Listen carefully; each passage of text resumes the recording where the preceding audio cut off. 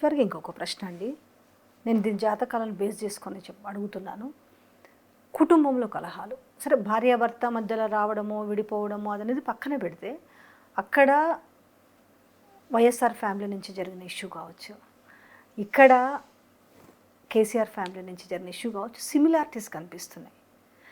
ఇలాంటివి తలెత్తడానికి కేవలము రాజకీయంగా పదవుల విషయంలోనేనా, లేకపోతే ఆస్తుల విషయమా, లేకపోతే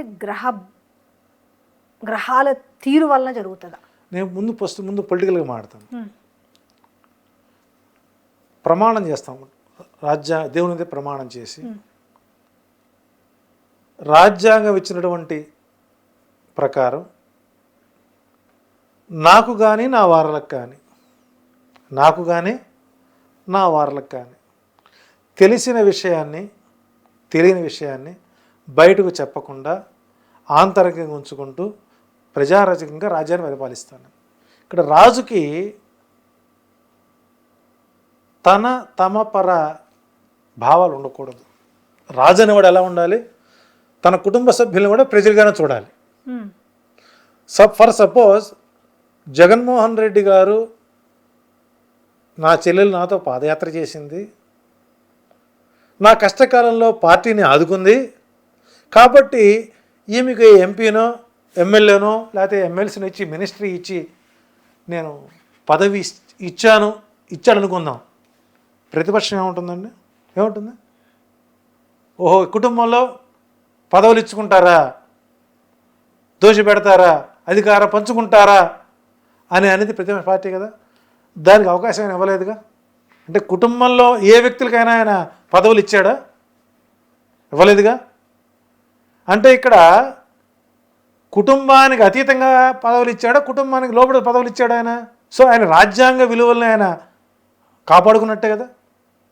లేదు, పదవి కాదు, 4 టెండర్లు ఇవ్వచ్చు ఏదో పని చేసుకోమని, అప్పుడు ప్రతిపక్షం విమర్శించేదిగా. బలాని వారికి కట్టబెట్టారు ఆ కంపెనీ ఈ కంపెనీ అని. ఇప్పుడు సిమిలర్ ఇక్కడ జరిగింది అదే కదా. కేటీఆర్కి పదవి ఇచ్చాడు, హరీష్ రావు పదవి ఇచ్చాడు, కవితకు పదవి ఇచ్చారు అనే కదా. ఇవ్వలేదని జరిగితే మరి ఇక్కడ ఇచ్చిరు కదా. ఇచ్చారు, ఇచ్చి ఇక్కడ ఇచ్చాక మాటలు పబ్లిక్ పర్సెప్షన్ల పక్కన పెట్టినా ఇక్కడ ఇచ్చిన తర్వాత కూడా ఇక్కడ జరిగింది, ఇవ్వకుండా అక్కడ జరిగింది. అక్కడ ఒకటి గుర్తుపెట్టుకోండి, జ్యోతిష్యపరంగా వచ్చినప్పుడు కేటీఆర్ గ్రహస్థితిలో కానీ కవిత గ్రహస్థితిలో కానీ సరే, ఇక ఓల్డ్ అవుట్ అంటే ఆయన జాతకం పనిచేయదు, కేసీఆర్ది అయిపోయింది తీసేయండి. అటు జగన్మోహన్ రెడ్డి జాతకంలో కానీ షర్మిల గారి జాతకంలో కానీ చూసినట్లయితే రవి శనులు కలిసి ఉంటారు వీళ్ళకి.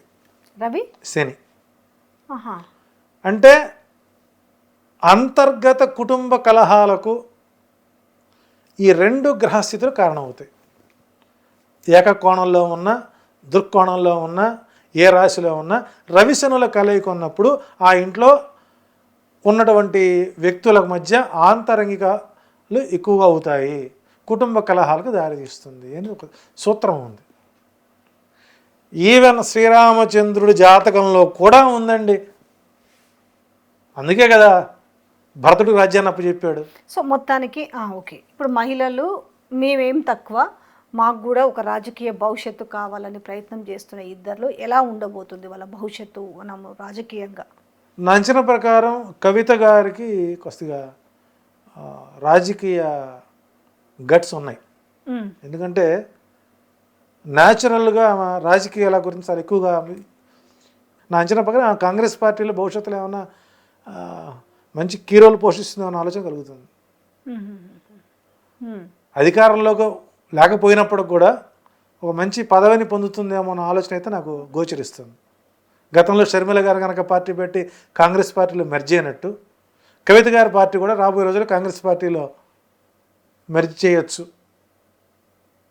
అనే ఆలోచన కూడా మనం ఆ కోణంలో చూడవచ్చు.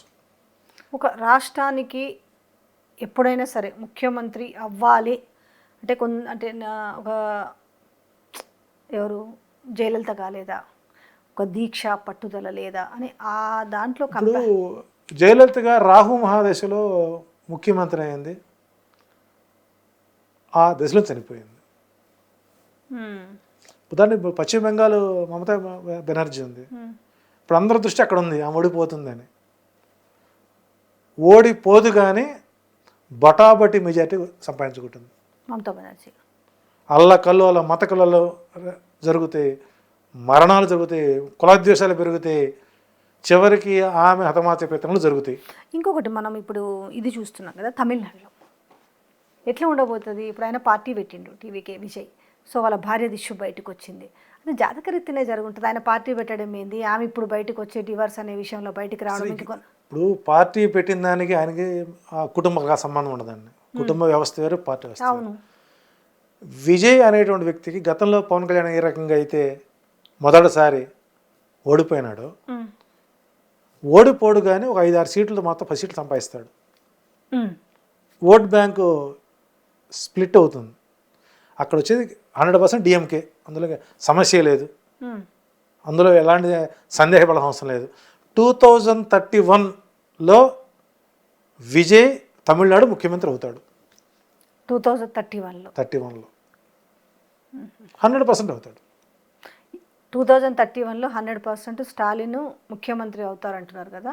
ఇటు తెలంగాణ 2026 ఎలక్షన్లో 100% స్టాలిన్ ముఖ్యమంత్రి అవుతున్నాడు.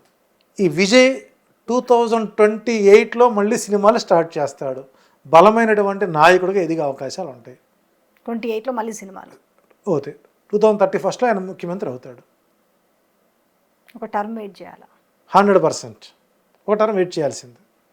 కాకపోతే పవన్ కళ్యాణ్ అంత ఘోరంగా ఓడిపోడు కానీ ఓట్ బ్యాంకులు మాత్రం ఏడీఎంకే ఓట్ బ్యాంక్ చీలే అవకాశం ఉంది. ఓకే, దాంతోపాటుగా ఇప్పుడు సినిమా హీరోల సంగతి కాబట్టి ఇప్పుడు జూనియర్ ఎన్టీఆర్ గురించి కూడా చెప్తుంటారు. ఆయనది వాళ్ళ తాత జాతకము, ఖచ్చితంగా ఆయన టీడీపీ పార్టీ నుంచి ఖచ్చితంగా ముఖ్యమంత్రి అవుతాడంటూ కూడా మీరు కూడా వినుంటారు చాలా సందర్భాలు. ఆయన చెప్పింది కూడా నేనేనండి, చెప్పింది కూడా నేనే. ఉందా ఆయనకు ఆ రాజకీయ భవిష్యత్తు? 29లో ఎలక్షన్ అయిపోద్ది మనం. అవును. 34లో ఆయన బలమైన రాజకీయ నాయకుడు ఎదిగే అవకాశం ఉంది. అంటే ఇంకో 5 సంవత్సరాల పాటు ఆయన సినిమా రంగానికి అంకితమయ్యే అవకాశాలు ఉన్నాయి. ఏ పార్టీ పెట్టడు, ఎవరితో కలవడు. వాళ్ళ తాతగారి మాదిరిగానే ఒక రోజున ఎప్పుడో తెల్లవారుజామున లేచి నేను పార్టీ పెడుతున్నానని పార్టీ పెడతాడా? 100% పెడతాడు. ఏ పార్టీలో చేరాడు? 2034లో బలమైనటువంటి రాజకీయ శక్తికి ఎదిగే అవకాశం ఉంది. ఈ ఖచ్చితంగా ఆయన ఆ కుటుంబం నుంచి వస్తాడు అనేసి 100% వస్తాడు. ఆయన వచ్చిన రోజు ఖచ్చితంగా ఆయనలో రాజకీయ సమీకరణలు చాలా మారుతాయి ఏపీలో 100%. ఇక్కడ తీసుకుంటే మనకు తెలంగాణలో తీసుకుంటే రేపు మళ్ళీ 28 or 29 ఎట్లా ఉండబోతుంది అంటే బీఆర్ఎస్ బలమైనటువంటి శక్తికి ఎదిగే అవకాశం ఉంది. అప్పుడు అంటే ఇప్పుడు మన కంపారిజన్ 1 or 2 years మనం చూసుకుంటే బలపడే అవకాశం ఉంది. సో ఆనాడు మళ్ళీ ఎలక్షన్ కమిషన్ ఇచ్చేటువంటి డేటా తర్వాత మనం ప్లాన్ చేసుకోవచ్చు. ఏదైనా బలాబలాలు బలంగానే ఉంటాయి. ఈసారి అంత కాంగ్రెస్ ఈజీ అయితే కాదు. ఎట్లా ఉంది రేవంత్ రెడ్డి జాతకం? ఎట్లుంది? ప్రస్తుతానికైతే మార్పు లేదు. ముఖ్యమంత్రిగా ఆయన పూర్తి స్థాయిలో 5 సంవత్సరాల పాటు కొనసాగుతాడు 100%. థ్యాంక్ యూ సో మచ్ అండి. Thank you.